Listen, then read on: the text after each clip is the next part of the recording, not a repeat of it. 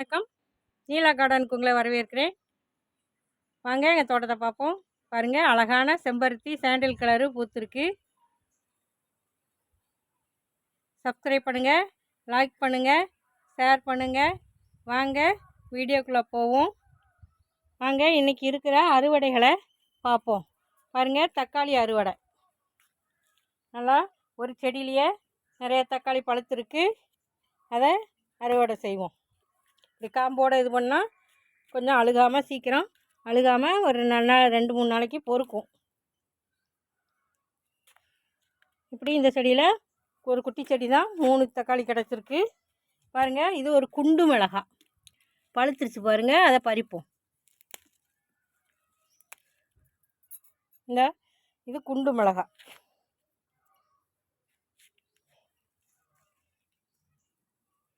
மிளகாயை பறிக்காமல் விட்டாலும் திரும்ப காய்க்காது. அதனால் அப்பப்போ நம்ம பறிச்சிடுறது நல்லது. அப்போ தான் திரும்பவும் பூவை எடுத்து காய்க்கும். பாருங்கள், இதில் 2 பழுத்த மிளகாயும் 2 பச்சை மிளகாயும் கிடச்சிருக்கு. அடுத்ததாக வேறு செடியில் போய் பறிப்போம்.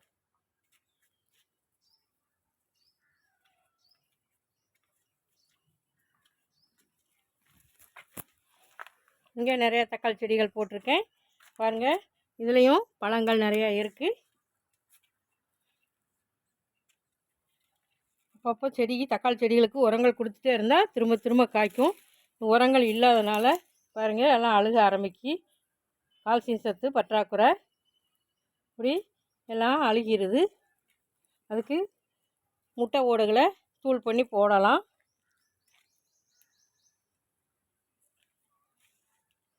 இங்கே ஒரு தக்காளி இருக்குது. இந்த செடி ஒரு 4-5 தக்காளி கிடைக்கி.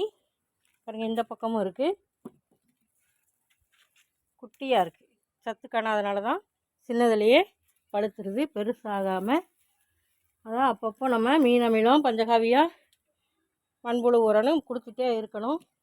அப்போது நமக்கு நிறையா காய்கள் கிடைக்கும். பாருங்கள், தக்காளி அறுவடை கிடச்சிருக்கு. இது மாதிரி மீன் அமிலம் அப்பப்போ கொடுத்தோம்னா நமக்கு தக்காளி கிடக்கும். இது மாதிரி தக்காளி வளர்த்து வீட்டுக்கு தேவையான தக்காளிகளை பெறுமாறு அன்போடு கேட்டுக்கொள்கிறேன். வீடியோ பார்த்ததுக்கு நன்றி. Happy gardening. வாழ்க வளமுடன்.